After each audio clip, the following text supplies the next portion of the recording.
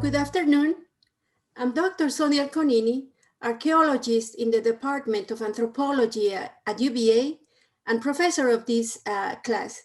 It's my real pleasure to introduce Dr. Sofía Chacaltana, invited by the Mellon Indigenous Arts program at UVA. Professor Chacaltana is a Peruvian archaeologist who teaches at the Universidad Antonio Ruiz de Montoya in Lima. She specializes in indigenous and gender studies in the Inca and colonial eras. Welcome, Sofía. Thank you, Sonia, and all the team that has made possible this talk and to me to encounter you virtually. I am really, really happy to be with all of you and to talk about these issues. So I will share my screen. And please let me know if I run out of time. But anyway, I will start because it's kind of, I have a lot of topics and I would like to talk to you afterwards about your thinkings and your questions and what it has arisen from your points of view. So as Christian mentioned, my talk is Bodily Gender Politics in the colonial lands, indigenous sexuality under class and gender transformations. This topic has been with me for a long time and I always come back to it. And I entered to sexuality and constructions of identity during this period of time before and during the period, the colonial period, from several angles. Right now also I am contributing to the gender perspective to the new Museum of National History in Peru, in Pueblo Libre, from the pre-Hispanic period. So I'm really also interested on how to build this in a long term, of how to see the sexualities and constructions of gender from a long-term perspective. So I'm gonna talk about it, and I have started with the statue that is in a main avenue of Lima, in the center of Lima, which is a statue of Christopher Colombo that has at the bottom a naked woman, indigenous woman, made in 1860, but an Italian artist. And Limeños and Limeñas continues with it and is a part, and I think is a strong construction and message to the subjectivity of our bodies and our sexuality as Peruvian, and consider it myself as from indigenous backgrounds. So a naked woman in a kind of sexual position or submissive, and Christopher Columbus in his conqueror position. So I will start about some facts about gender and sex and gender relations during the 16th century. The heterosexual, the encounter, the heterosexual way was the only and normal way of sexuality, and that's written in and from a long history of Hispanic and medieval knowledge of sex, and also with Hispanic knowledge of interaction with the Moors. The invisible sexual desire of woman's pleasure or lust seen as a sin, and also we have to take into account that the Immaculate Conception, this concept of Maria's Immaculate Conception, was a long concept that was built during all Christianity actually, and it was imposed during 19th century, but it was built along Christianity, the history of Christianity, and it was promoted in the Andes during the early colonial period. Also the binary identities, sexualities, and bodies, right? It's the only way it was understood. Sexual encounter then existed only by the presence of male penis, and that's seen in Thomas Lacure and Michael Horswell and others, Mary Westmental, have talked about this. Patriarchy as the only possible type of relation also. Then the construction of honor and purity of blood, which are two terms or two concepts that are very well known, especially for historians, gender historians during the colonial period, is the installation of honor and purity of blood based on genealogy, and it was based on philosophical and moral qualities, which is really important, which is indicated that you should not have any other religion or any other identities, such as Indian, Jewish, Moorish blood, in your distillation of honor and purity, which was carried also and personified by elite Hispanic men, or the conquerors, actually, that had the honor of keeping by the control of the female body inside the houses, their being chaste or chastity, and being pious, the well-behaved woman inside the house. And also we start to see some difference, and because that was only for women that was from the elite Hispanic or Iberian families. Of course, slaves and African slaves and indigenous women did not belong to these constructions of these concepts of honor and purity of blood. Also, blood have the philosophical and moral qualities in terms that you could pass all these moral qualities that came with caste and also with the religion through the breast milk, which also is a topic in Peruvian history from the colonial period to the Republican one, which was very, there is a lot of discussions, especially by men, about how the case of the races were passed through milk, also through blood, and also to semen, by semen. No, these qualities belonging to honor and purity and race was passed through these fluids. Also, in terms of the indigenous man, there was a effeminacy of the male indigenous body, which some Cañizares Guerra has talked about. Also, Trexler and Hoswer have talked about the invention of sodomy, right? Because sodomy is seen as an act, as a specific act, as a specific type of encounter between the individuals of one sex. Had this invention during the colonial period, and also it was placed first in the Moors and then in the indigenous bodies. And also is this painting that also is shown by many historians specifically, which is the dogs that are hunting sodomites. And also something that is really interesting to me, at least, with sodomy in terms of the construction in relation to the non-elite indigenous female bodies, is that there is a difference between, who is the one that makes the actual or is being the active encounter, and who is the recipient. And actually, the recipient had had more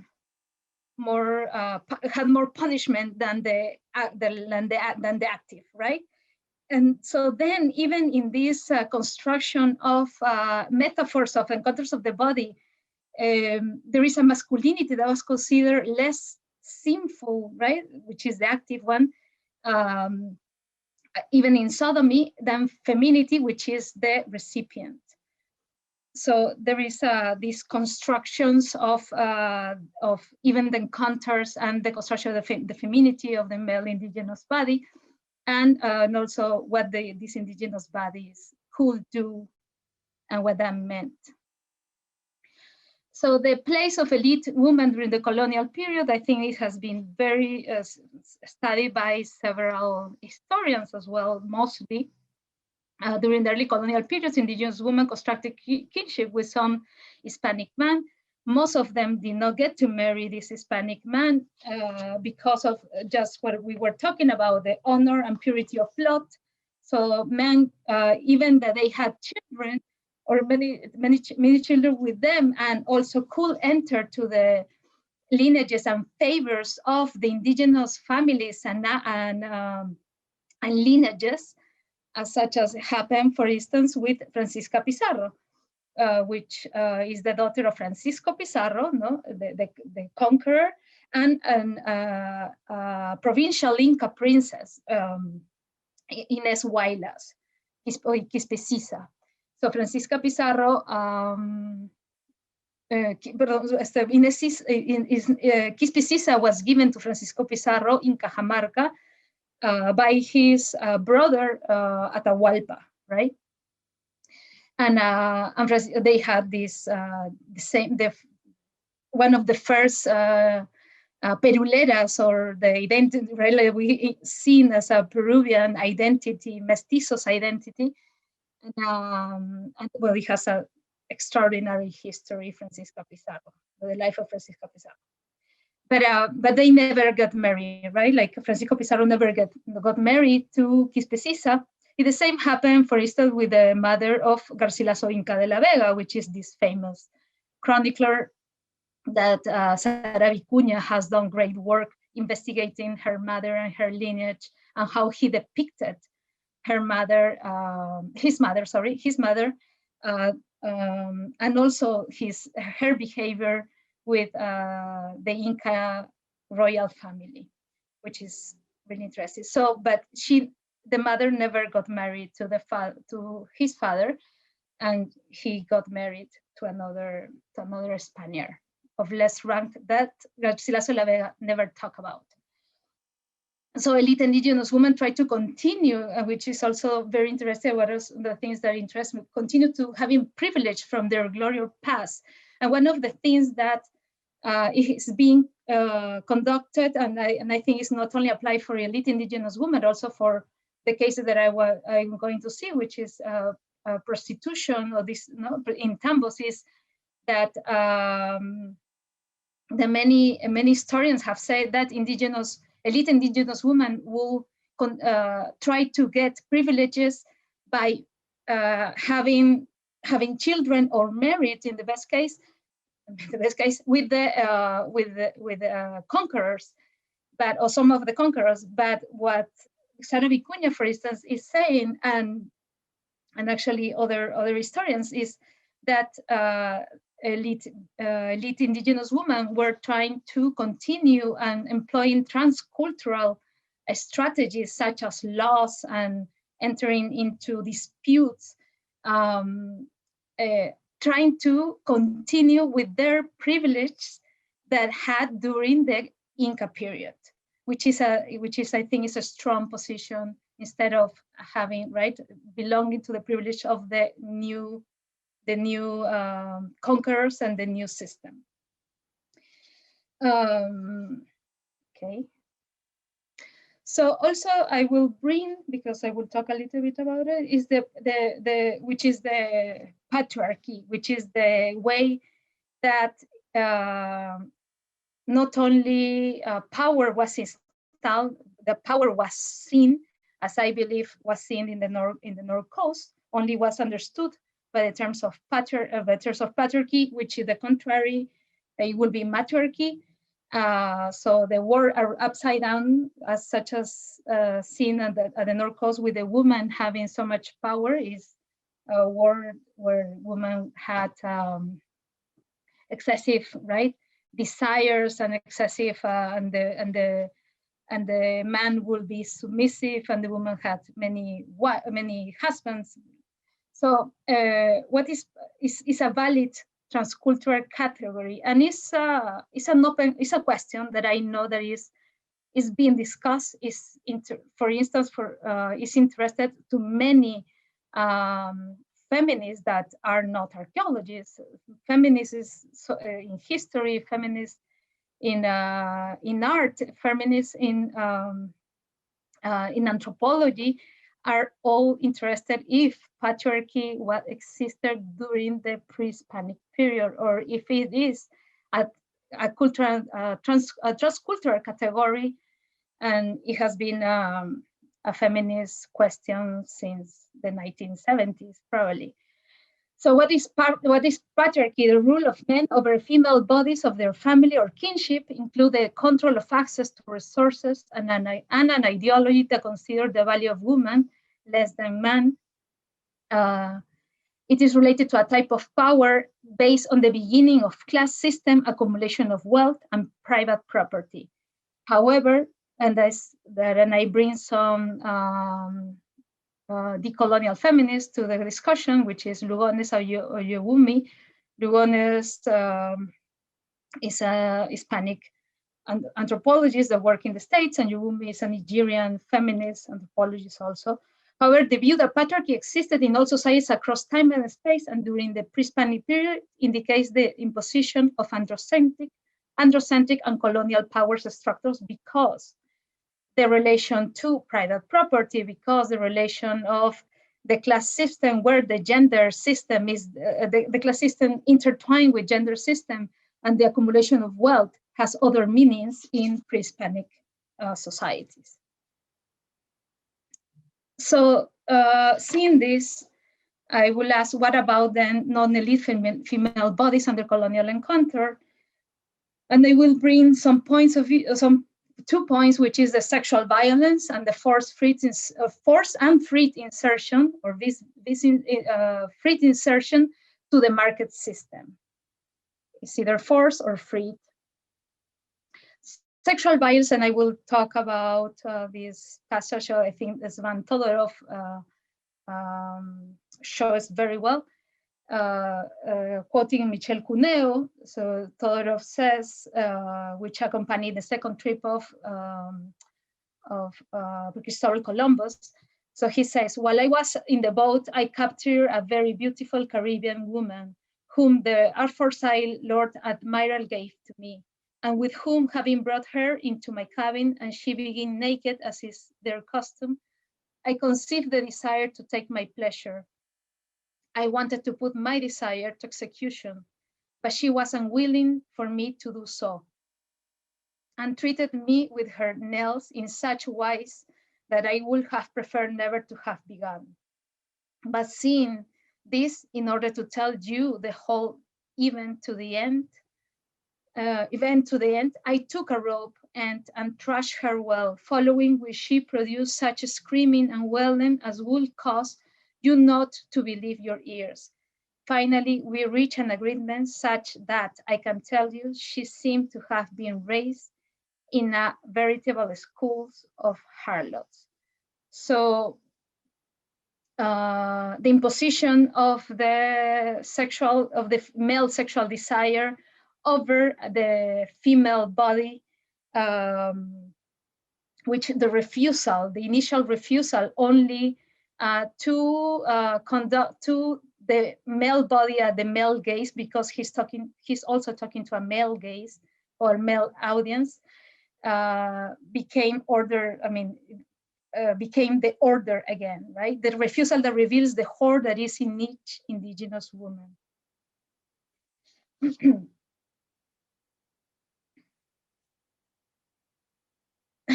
So labor also. So under the colonial structure, and that can be brought to from many perspectives, many studies as well. Under the colonial structure, female labor increased, such in mines, right, which in many cases was not legal, in the production of textiles, or in obrajes, right, this institution that installed during the early colonial period. Also in the mita, or the colonial mita, in many other types of works, and personal services inside Spanish houses, or like, for instance, as a companion of the female non-elite indigenous female indigenous non-female elite, non-elite indigenous women. And the Yanaconaje, and expressing, which is also, I think, the Hagen-Klaus studies 2018, which studies his Morope church and outside of the church cemetery, which he can see of the stresses during this early colonial period. And one of the stresses that he sees is the lower levels of acuity of the female population, and also other types of stresses, such as the Harris lines, the low stature of the skeletons or the ancestors. and I will talk about the construction of the female indigenous body becomes an act of subjugation, as we saw at the first slide, which is structured by violence. The only evaluation of the desire was from the point of view of the colonizer, and the desire of the bodies, especially the female bodies, disappear, which definitely was an encounter of these two wars. And it has been suggested that indigenous females were subsumed twice, which is something that it has been contested, which I think is not only applied for the early colonial period or during the colonial period, it's applied even today for the racialized and colonized situations, right?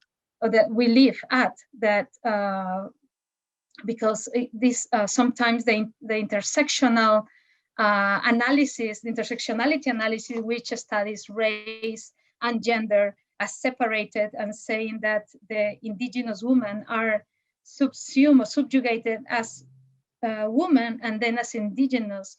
Maria Lugones and actually Oyewumi Oyerunki also suggested that that's impossible, that's an impossibility, because it leaves always when, for instance, the recognition of indigenous women as human. Therefore, there is no recognition of indigenous women as human. Therefore, there is an animalization of the body and desires. It is difficult to separate what is Indian or female, not only from the analysis, but also from the life experiences of women. Therefore, they suggest the term mujer india, mujer negra, as a category of analysis, which cannot be separated. And I think this helps us to analyze also those experiences, not as two types of subjugation, but as a combined one of the animalization of or the no humanization of female sexualities and desires and bodies and subjectivity, and also that these intersectional separations of analysis usually are done by experiences that are not indigenous, or mujer india, mujer negra, etc. Then I will talk too about sexual encounters during the pre-Hispanic period.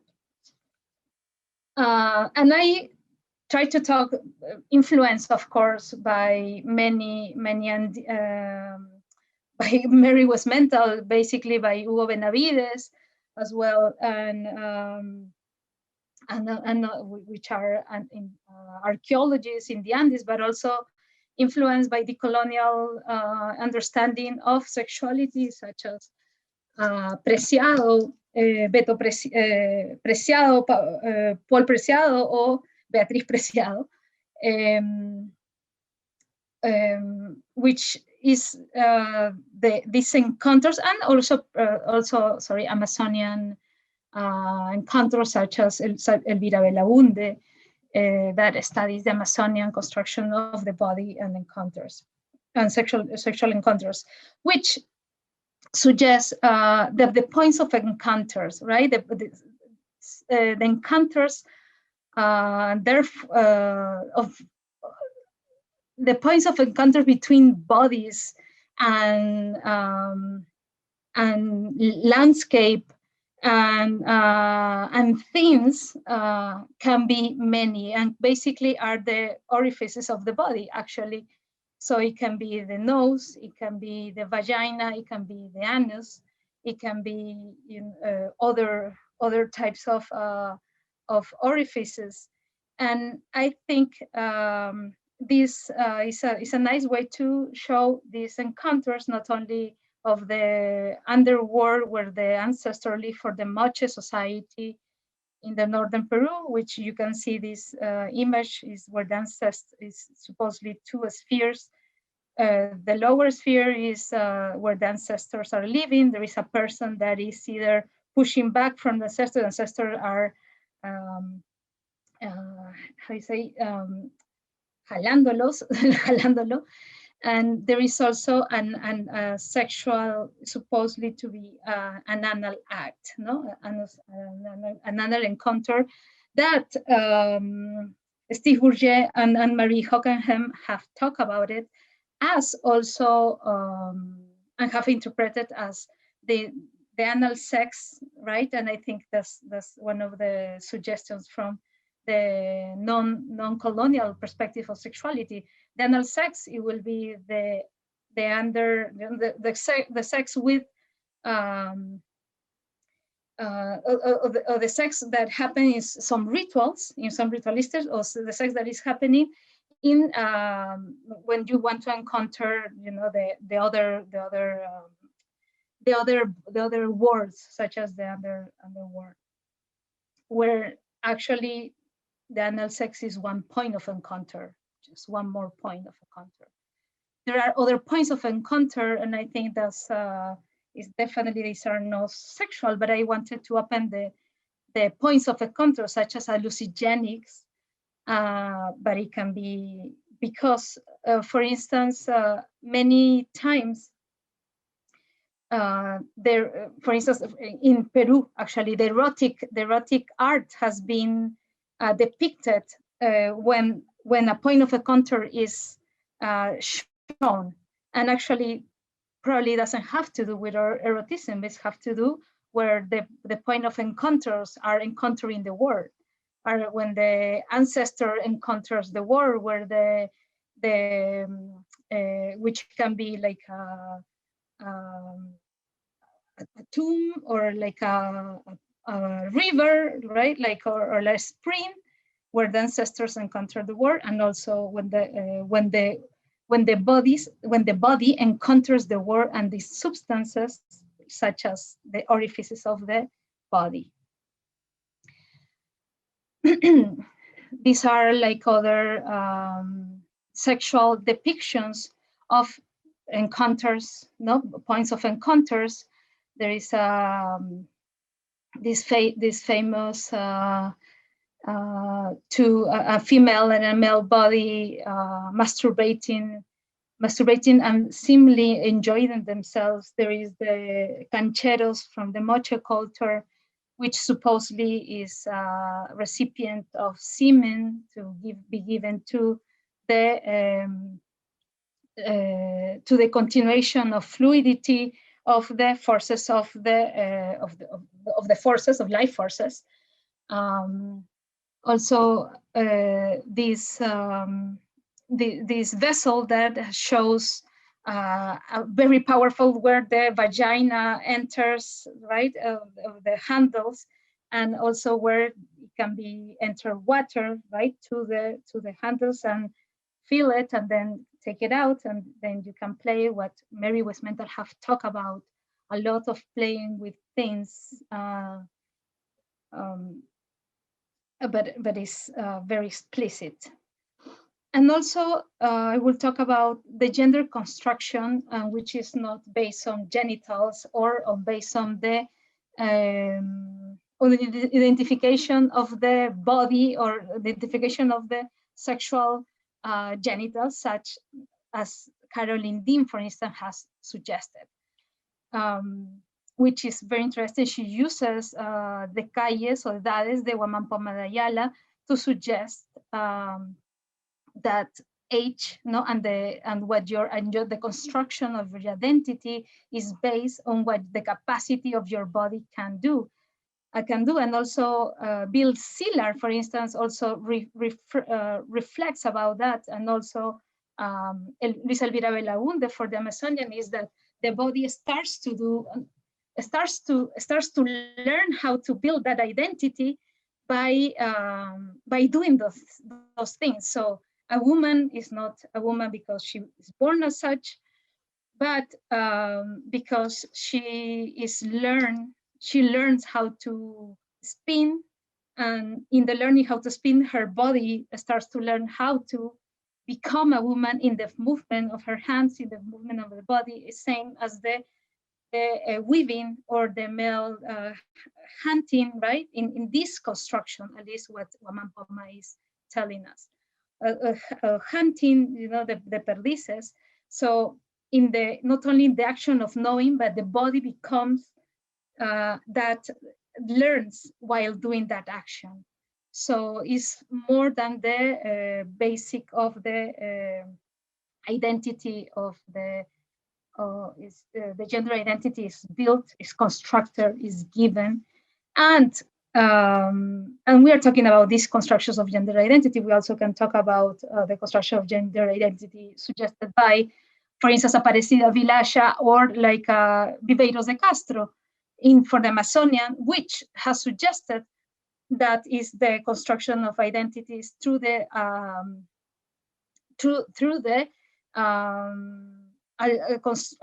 alterity of becoming not only genderized but also humanized during the first years of life, while you start growing your human capacities, and how not only you become and you genderize yourself, humanize yourself, but also your kinship, your parents, and your community helps you to humanize and build your identity by not eating certain foods and doing certain actions. So these constructions of identity, which I think are very interesting, which is very different what we are seeing from the colonial period, is what, for instance, Strathern has talked about the selves, no?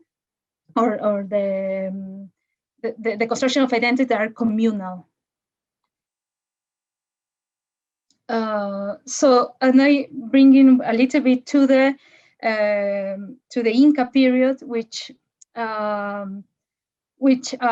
is the, so we are talking about the Andean period, is 14,000 years of history, and which in very different regions of coastal and Andes, Amazonian. So we cannot talk about one construction of identity and body, but just coming back to the Inca period, we have the bilateral system that has suggested by Irene Silverbrand and others of inheritance, the right to inherit access to land and labor through female and male lines, the gender parallelism that also is being suggested by Irene Silverbrand, the female and male genders had their own identities, deities, sorry. During the Inca rule, these deities were imposed across empires, what Silverbrand suggested, including deities that were not binary, which is super important to take into account, such as the Chowpinyanka, for instance, that many historians, as Kurzweil has suggested, and many other people are reaching the Chowpinyanka. Women had important symbolic roles. The lead woman inside the Ayllus, and the Ayllus use land property was not arranged, sorry, by private property, but was arranged by, I forgot to look at that in the dictionary, una territorialidad salpicada, which is means that it belongs to, you can arrange this use of territory by negotiating with other Ayllus, what Guillermo Koch and Maria Rostorowski has suggested, especially for the coast, and also Guillermo Koch for Arequipa. So is the and I am bringing this because of the construction of patriarchy that I began at the beginning of the talk. Sorry, how more I have?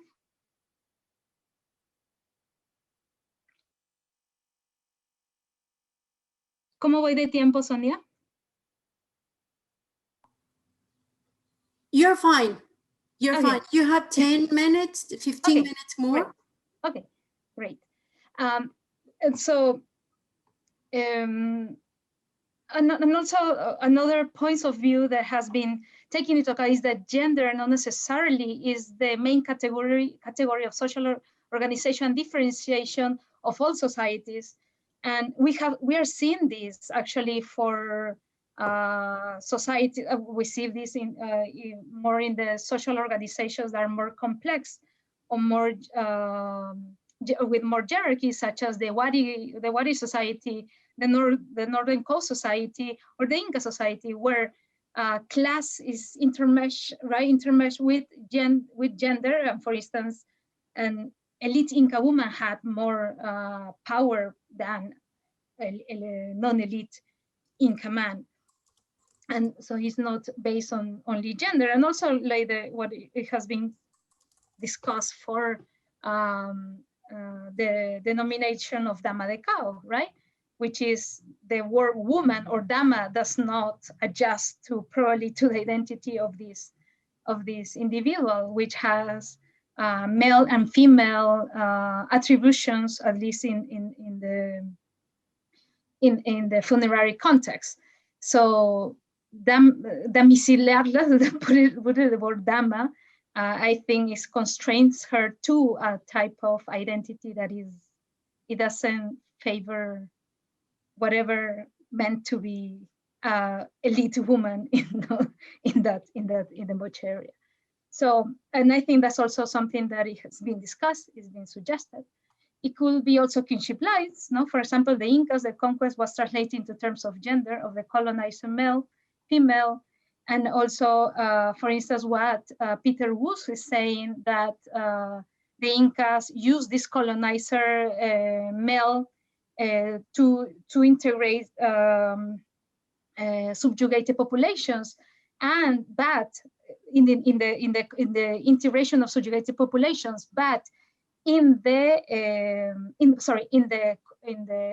colonization of subjugated populations, but in the relationships, the political relationships, the Inca, the Incas were acquiring this female role by giving services such as chicha and feasting to the local leaders. So we'll play these two roles at the same time during the government. So I will turn into tambos. So the tambos really fast is the tambos are way stations located along the road system, use space such as canchas, storage systems, and open spaces where travelers could rest. And has been built in all along the Inca road system. And also they were sustained by the Andean economy of reciprocity and distribution between the Inca and the conqueror and the local populations. There is a discussion that is going on suggested by Sergio Barraza, one of them, that, and it was brought by Morris actually, the word tambo does not exist in Quechua. So the suggestion of the word actually, and probably also the concept of tambos, is being discussed today by this investigator, Sergio Barraza, that suggested that tambos is a colonial word. But nonetheless, there were like these spaces along the Inca or the Inca highway that had these functions. So when the Spaniards arrived to the Andes, they used tambos, and it was really important, the use of tambos to enter the territory. And because, of course, in this difficult territory, they could encounter food, they could encounter servants, they could have a place to stay, a place to sleep. And they fastly realized that tambos were going to be a function or a space, a building that had to be controlled by them to make the empire work, not only for the conquest, but then by the colonial rule. but the function of the tambos, as seen in the pre-Hispanic period, collapsed very fast because of the reciprocity distribution was broken, of course.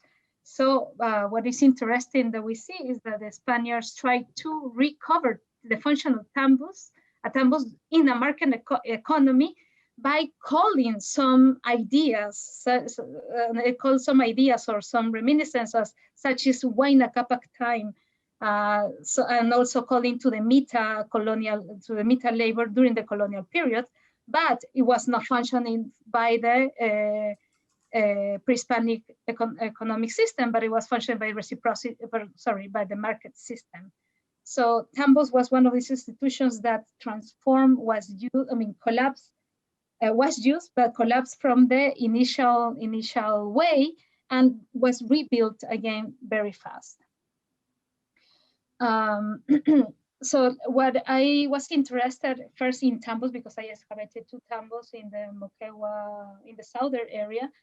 But when I started to look at tambos and the loss of tambos during the early colonial period, I realized, well, many things, but one of the things is that is the regulation of the social encounters of different types of bodies, such as the indigenous body, the Spaniards' body, the slave bodies, and specifically the female indigenous body was one of the most concerns of this loss of tambos that began to appear in the colonial law. And also because most of the archaeologists use Huamampo Madayala list of tambos to list, actually to make sense of the archaeological tambos. And actually, Huamampo Madayala writes several decades, and after many laws of tambos was given in the Andes, during the colonial period. So one of the, which now we know that this was an invention or a colonial imposition. So the colonial laws tried to regulate abuses also committed to indigenous population in tambos, and the use of tambos or inns as spaces of social interaction between indigenous actors, especially women, African slaves, and Hispanic men during the early colonial period. Like I'm just showing one of the first one in 1943, which is the ordenanzas de tambos, distancias de unos de otros, de Vaca de Castro. So these are the different types of ordenanzas and colonial laws that was given. Just to mention very fast is that most of the concern was by the regulation, for instance, how the weight that the porters were carried. Also, if who gets to get whose mitayos, you can use mitayo for several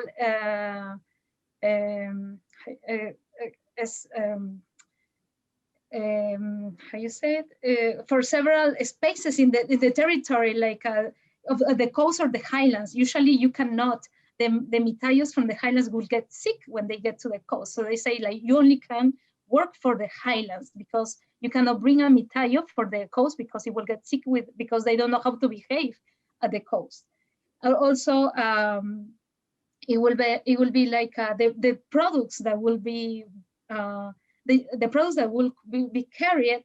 Also, what foods each case will eat, and who will make that food. Where will the bodies sleep in the tambos spaces, right? Like the Spaniards should not sleep where the indigenous sleep, and the women should not sleep where the Spaniards sleep. And all this regulation was super interesting, of the regulations of the bodies inside tambos. So the encounter between the indigenous morality and the Spanish one provoked the special regulations of interaction with the female and indigenous body. Regulations of the body of indigenous women, such as preparing the correct type of food for Spaniards, Indians, and slaves, spaces for sleeping and interacting. Therefore, tambos were institutions needed for the functioning of the colonial economy. However, it was against the moral and physical well-being of the indigenous population because many indigenous population began their own reclaims because they wanted to be freed of the tambos mita during the colonial period. So, and also reclaim because of the heavy weights that they were carried by porters, and also reclaim because they were being used for many days and for many different types of territories that they are not used to live. Entering into the indigenous body inside tambos, I'm just reading Wamampoma's.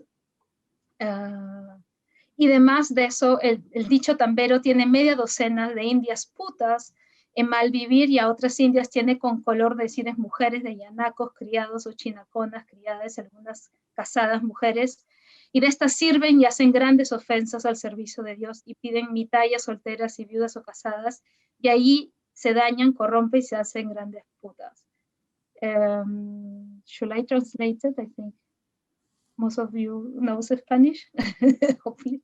But it's basically what Wamampooma is saying, that the indigenous women are not become whores inside tambos, and therefore they should be supervised.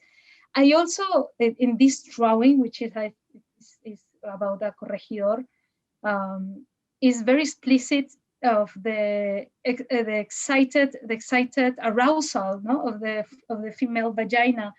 And I think it's very interesting, indicated that the presence of the Spanish, the indigenous woman was aroused, proving had an enormous sexuality and were whores. And that's actually one thing that has been studied by Melendez, which says that Wamapoma de Ayala had the idea of indigenous whore or the indigenous pure woman, right? Like this contrast. And so also another example of these ordenanzas says, hay algunos que vienen a los tambos y preguntan por mitallos para servirlos. Lo primero que ellos hacen es ordenar a las jóvenes, atractivas mujeres indígenas con quienes ellos ofendían a Dios, y hay tantos que hacen lo mismo que yo mentiría si dijera que 2 de cada 3 personas hacen lo mismo. Otros toman ventaja de las esposas de los mitallos, los mandan a hacer una u otra cosa, si tienen tiempo de tomar ventaja de sus mujeres. Therefore, how indigenous women, either by choice or by being tricked, they get into being sexually having sexual encounters or being prostitutes inside tambos. So I think it's important for us, and this I just brought 2 examples because there are plenty of examples.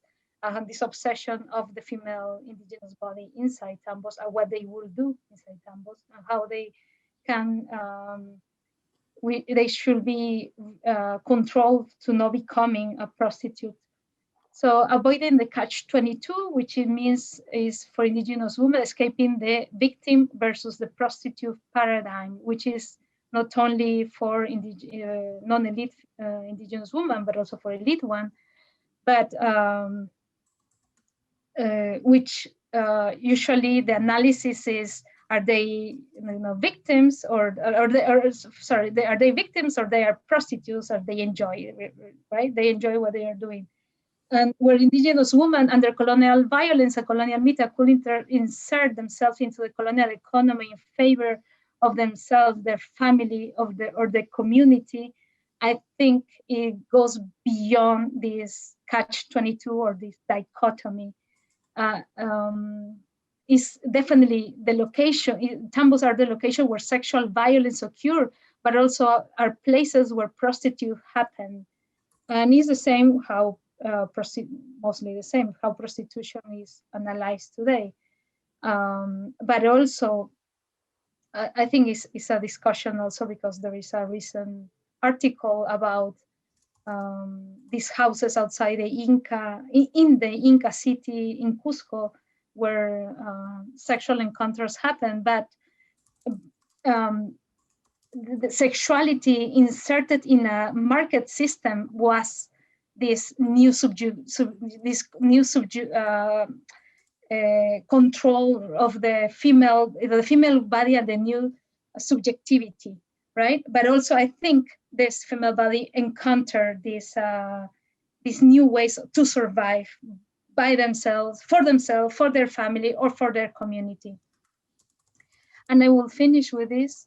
And I think it's called implications, because I think it's not a reflection. I mean, it's not a conclusion. It's what we should be thinking about, to implicate our bodies into this narrative, in the subjugation of our desires and bodies. Bodily gender politics needs to rethink our own indigenous bodies and desires. And I just finish with these vaginas that are arousal, which are, for instance, from the Mocho culture that is displayed in the Larco Museum, and also with the vagina dentata, which is from the formative period, right? In Peru, which is not a submissive, is not a passive desire, at least what is showing further what it meant, but it's not a passive desire, it's not a passive vagina. And I also can show, I was thinking about the Chowpinyanka Myth, wrote in the early colonial period, or late 16th century, early 17th century, in the Huarochiri region in the highlands of Peru, where Chowpinyanka looks or search for a man that sexually satisfies her, and she ended with a man that could satisfy her because, as it says, he had the greatest, a great penis, and men with small penises would go to Runakoto, is called this deity, Runakoto, that had to enlarge their penis as a deity, and actually is related also to where the Rimac River, where the Rimac River encounters, where the two encounters of the river, the Mama River and the San Mateo River encounters to enter the lower valley, and where the irrigation system starts, which is a point of encounter, which is powerful for Andean cosmologies as well. And I will finish quoting Silvia Rivera Cusicanqui, and also that she uses the Nepantre, which is also used for Mesoamerica, for Mexico, and the Shehe identity. Silvia Rivera Cusicanqui is a great